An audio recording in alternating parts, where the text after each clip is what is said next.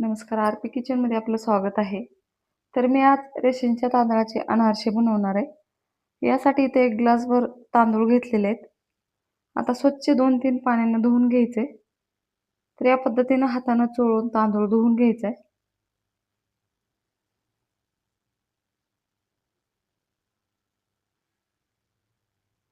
आता इथे तांदूळ धुवून झालेले आहेत. आता असंच भिजत ठेवायचे. तुम्हाला माझा व्हिडिओ थोडा जरी आवडला असेल तर प्लीज व्हिडिओला लाईक करा, चॅनलला सबस्क्राईब करा. सबस्क्राईब केल्यानंतर बेल आयकॉन प्रेस करायला विसरू नका. ऑलवर क्लिक करा म्हणजे माझ्या प्रत्येक व्हिडिओचे नोटिफिकेशन सगळ्यात आधी तुम्हाला येईल. हाईप या ऑप्शनवर क्लिक करून जे काही पॉईंट्स असतील ते द्यायला मात्र विसरू नका. तुमचे एक लाईक, एक सबस्क्राईब आणि या हाईपचे पॉईंट माझ्यासाठी खूप महत्त्वाचे आहेत. आणि छानशी कमेंट करा. चला रेसिपीकडे वळूया. आता ही या ग्लासने मी तांदूळ घेतले होते.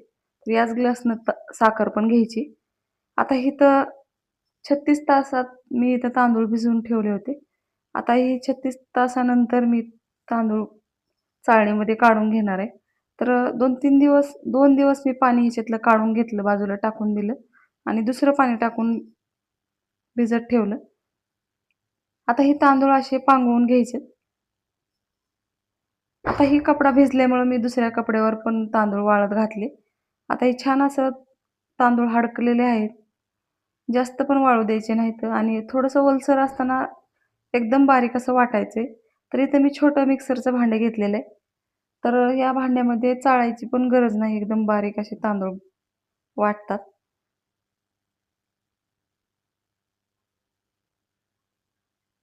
आता बघू शकता एकदम बारीक असे तांदूळ वाटून झालेले आहेत या पद्धतीनं. आता सर्व तांदूळ मी याच पद्धतीनं वाटून घेणार आहे. तर एकदम छान असं बारीक झालेलं आहे. आता सर्व तांदूळ इथं वाटून झालेले आहेत. आता ज्या ग्लासनं मी तांदूळ घेतले होते भिजत घालण्यासाठी, त्याच ग्लासनं बरोबर अशी साखर घेतलेली आहे, भरून एकदम. आता ही साखर 2 बॅचमध्ये वाटून घेणार आहे. एकदम बारीक पावडर बनवायचे आणि ह्या तांदळाच्या पिठामध्ये मिक्स करायचे. तर साखर वाटल्यामुळं पीठ तांदळाचं आणि साखर एकजीव होते आणि एकदम छान अशी अनारशाला जाळी पडते. यासाठी साखर वाटून टाकायची. सुरुवातीला मापून घ्यायची आणि नंतर वाटायची आणि असं मिक्स करून घ्यायचे. आता तांदूळ ओलसर असल्यामुळे लगेच ह्याचे लाडू वळायला चालू होतात. तर मी आता हे लाडू बांधून ठेवणार आहे. आता याला 1 रात्रभर आणि 1 दिवसभर ठेवलं तरी एकदम छान असे अनारसे तयार होतात. किंवा तुम्ही 8 दिवस जरी काही अडचण आली तर तुम्ही असंच फ्रीजमध्ये ठेवून नंतर पण करू शकता. असंच पीठ टिकतं साखर मिक्स केल्यामुळं. आता एका भांड्यामध्ये झाकून ठेवायचे.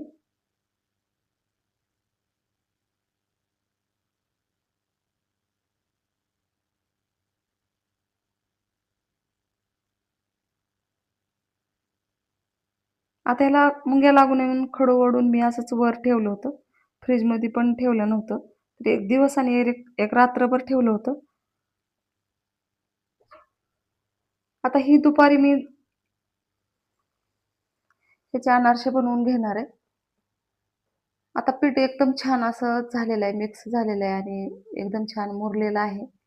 आता ह्याच्यात फक्त 2 ते 3 चमचे दूध लागते, जास्त पण दूध लागत नाही. आता थोडं-थोडं घालून दूध पीठ मळून घ्यायचे. तर ही अनारसे आमच्या इकडं धोंड्याच्या महिन्यात बनवतात आणि माहेरी मुली आल्यावर त्यांना ही शिदोरी म्हणून देतात. तर एकदम छान असे अनारसे जाळीदार बनतात. आता इथं पीठ मळून झालेलं आहे, एकजीव करून घ्यायचंय. आता दुधाचा वापर करायचा नाही, कारण मी इथे 2च चमचे दूध वापरलेलं आहे. आधीच पीठ ओलसर असल्यामुळे जास्त दूध लागलेलं नाही.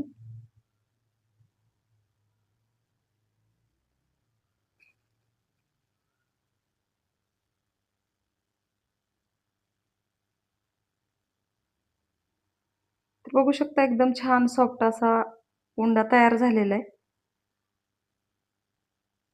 आता इथे या पद्धतीने मी पीठ मळून घेतलेलं आहे. आता ह्याचे लिंबा एवढे गोळे बनवून घ्यायचे आणि इथे खसखस पण घेतलेली आहे थोडीशी. तर या पद्धतीने आता तोडून घ्यायचे उंडे. तर एकसारखे असे उंडे तयार करून घेतलेत, बघू शकता. आता ह्याचे गोल गोल गोळे करून असं दाबून घ्यायचे थोडंसं, म्हणजे लाटायला एकदम सोपं जातं. आता दोन्ही बाजूनी कॅरी बॅग लावून थोडंसं तेल लावून अशा पद्धतीने लाटून घ्यायचे. तर जास्त जाड ठेवल्यावर जाळी पडत नाही. थोडंसं पातळ असे लाटून घ्यायचे. आता गॅसवर कढई ठेवलेली आहे. तेल टाकायचे.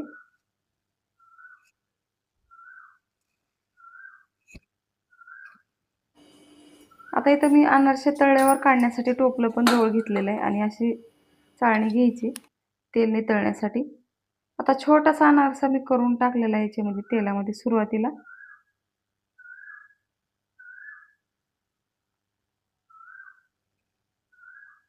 आता तेल छान गरम झालेलं आहे. आता याच्यामध्ये अनारसा सोडून घ्यायचा आहे आणि छान असं तळून घ्यायचं आहे.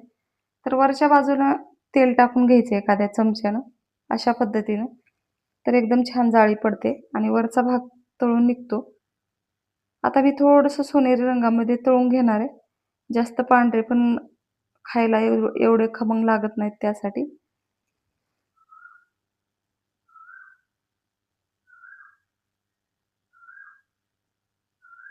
तर बघू शकता एकदम छान अशी जाळी पडलेली आहे.